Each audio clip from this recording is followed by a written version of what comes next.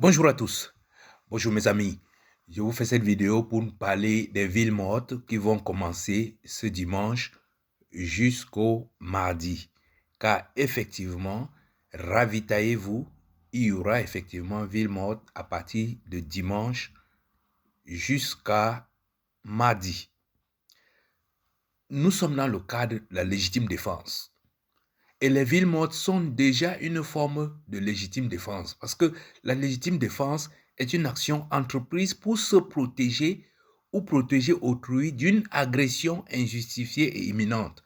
Le régime barbare de Yaoundé nous agresse violemment et avec beaucoup de férocité. Et la ville morte est une des manières que nous pouvons utiliser comme mode de légitime défense. Donc, à tous ceux qui critiquent la mère Alice comme ou bien le président Issa Tirouma, je leur dis, monsieur, ayez du courage. Respectez le courage de cette maman qui s'est engagée. Vous voyez combien de personnes engagées au Cameroun comme elle. Deuxièmement, ceux qui parlent de oh, la ville morte, ça dure déjà, mais taisez-vous. Quand nous étions petits, il y a eu les villes mortes dans ce pays pendant 6 ou 9 mois ou même un an. Je ne me rappelle plus exactement. Donc, taisez-vous et calmez, je veux dire, chargez-vous d'énergie car ça ne fait que commencer. Je vous dis, nous n'allons pas laisser comment on appelle, un garçon de course et une serveuse de bar diriger notre pays. Ce n'est pas possible. Nous avons déjà fait cette erreur avec la victoire de M. Kamto. Pendant 7 ans, qu'est-ce qu'ils ont montré? Rien. En tout cas, je voudrais revenir pour vous rappeler que le but général des villes mortes, c'est de faire parler la vérité des urnes. Ça, c'est le but. Mais l'objectif, pour l'instant, c'est de montrer que le peuple a refusé le hold-up. Un. Deuxièmement, montrer à la communauté internationale qui nous a soutenus en ne félicitant pas Paul Biya que nous sommes là, nous sommes debout. Il faut vraiment comprendre la chose dans ce sens-là.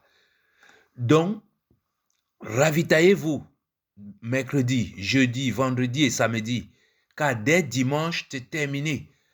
Tout le monde reste chez soi. On profite de nos enfants, on profite pour discuter avec les parents, pour discuter des sujets qui nous mènent. Il y aura un peu de calme dans la ville. Toutes ces motos-là, tous ces bruits de motos vont un peu nous allons respirer. Penser à nos morts, penser à nos blessures, penser à tous ceux qui sont dans les prisons et envoyer un message lourd à ce régime. Et je vous le dis, la ville morte s'impose à nous pour une simple raison. Nous faisons face à un régime qui est doté d'une incapacité et d'une incompétence chronique. J'ai dit, nous leur avons laissé 7 ans après la victoire de Maurice Kamto. Qu'est-ce qu'ils en ont fait? Rien du tout. Au contraire, la souffrance ne fait qu'augmenter. Je vais vous prendre quelques exemples pour vous montrer pourquoi c'est important. Regardez la Côte d'Ivoire. Ouattara, non seulement il est illégitime, mais il est même illégal. Mais les Gbagbo et tous ces gens-là l'ont laissé continuer parce qu'il fait son travail. Même s'il n'est pas ivoirien, il est burkinabé. Mais en tant que président de Côte d'Ivoire, il fait sa part de travail.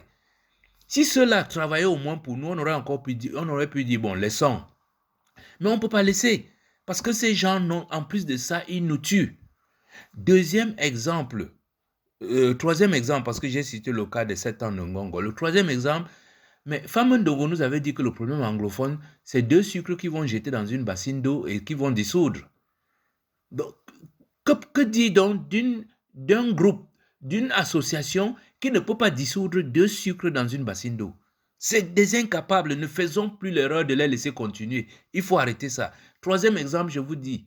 Et quatrième exemple, si vous leur donnez même 1000 milliards de dollars, ces gens-là seront incapables de construire la route qui va de Douala à Yaoundé. Ils sont incompétents, ils sont incapables de façon chronique. Et c'est très contagieux. Regardez le président de la fédération, on nous disait que c'est le plus grand joueur du monde, et il va faire venir les Maradona, les Messi, il va même réveiller Pelé pour nous amener ça ici et tout. Mais le monsieur, il a pointé 0 sur 20 partout. Donc, mes chers amis, ravitaillez-vous. La ville morte commence dimanche.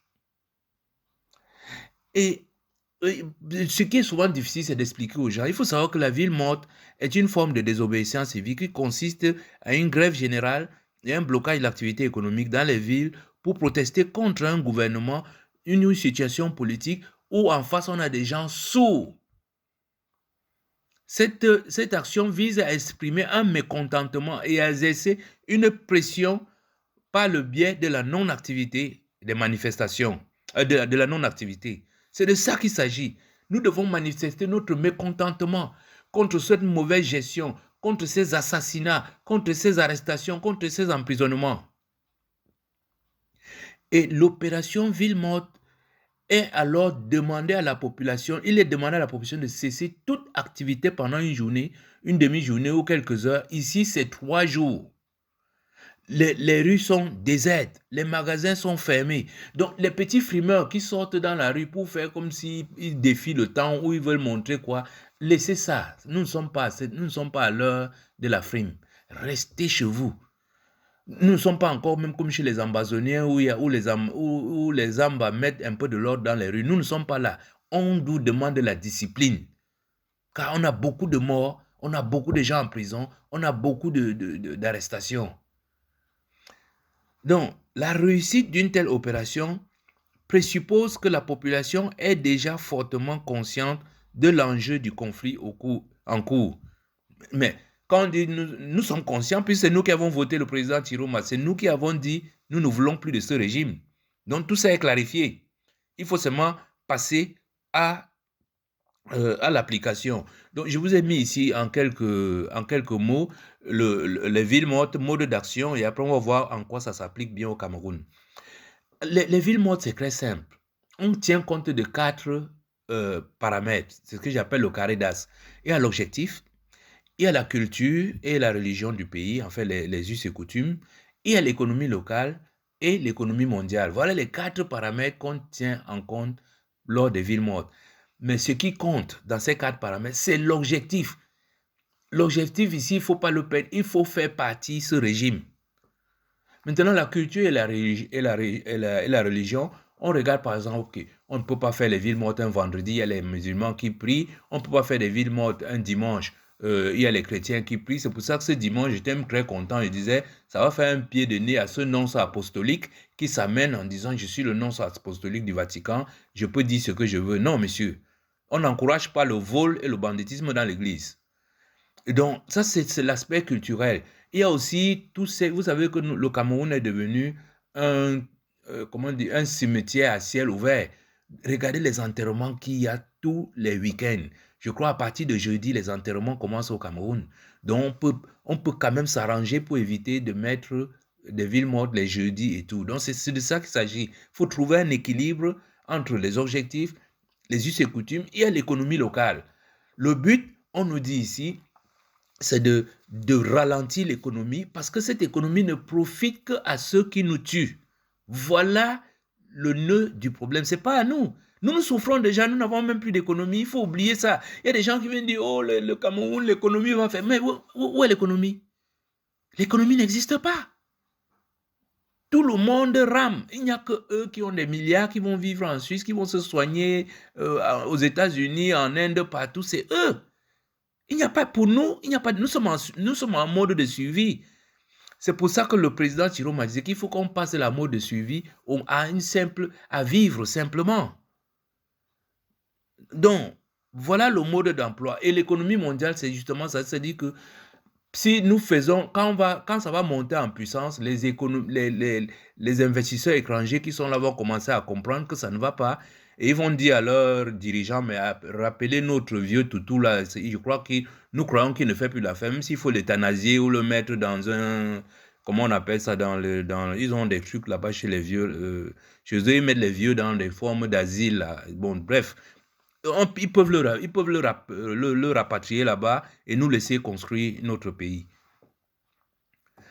Donc, la deuxième chose dans le mode d'emploi, c'est quand une fois vous avez tenu compte de ces 4 paramètres, on arrive rapidement à définir les bonnes dates, la bonne durée, la bonne fréquence et le public cible. Ici, le public cible, c'est tous les pauvres du Cameroun, en dehors des 100 000 ou des centaines qui jouissent abusivement des biens de notre pays. Et puis, il y a le conseil au public. Il faut parler, c'est pour ça que j'ai beaucoup aimé la décision de Maman Alice Combe qui va faire un forum le dimanche pour nous entretenir. Parce qu'il faut parler, chacun vient donner ses difficultés. Le commerçant va venir dire pourquoi il ne veut pas ouvrir. On va lui expliquer pourquoi il a 1000 fois plus d'avantages à fermer que d'ouvrir. Et puis, à la fin, on rappelle toujours l'objectif et on fait l'évaluation. Après l'évaluation, on réajuste. Voilà pour le mode d'emploi. Passons maintenant à l'utilisation des villes mortes dans notre pays. Je vous ai dit, pour bien comprendre comment opèrent les villes mortes dans notre pays, notre pays fonctionne de la façon suivante. Il y a les colons qui exploitent la totalité de nos ressources. 2, il y a ceux qui sont au pouvoir, qui nous tuent, qui récoltent les miettes. Et 3, nous sommes leurs vaches à lait. C'est-à-dire les administrateurs, les FMO, ils ne comptent que sur nous. Vous voyez, FMO, il a 4 femmes, il a des tontines à vous. Il ne compte que sur les 500 qui va frapper au mototaximan, l'agent qui va prendre au taximan, l'agent qui va frapper sur le jeune entrepreneur. C'est comme ça qu'il fonctionne. Les patrons, c'est pareil. Pour ne pas payer certains impôts, ils font certaines faveurs au régime. Mais tous rament. Ils ne s'en sortent pas. C'est pour ça que vous voyez des arriérés de salaire dans quasiment toutes les entreprises dans notre pays. Quant aux travailleurs, je ne vais plus, je vais pas, nous broyons du noir.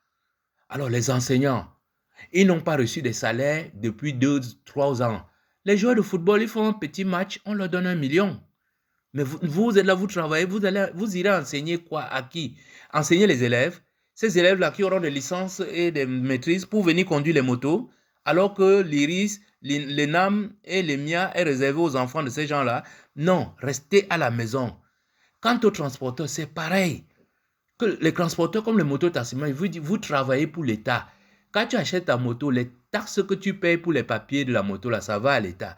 Après, tu payes l'essence. L'essence que tu payes là, près de 400 francs partent à l'État. Nous sommes un pays producteur de pétrole. Le pétrole ne devrait pas coûter plus de 60 francs CFA par litre au Cameroun.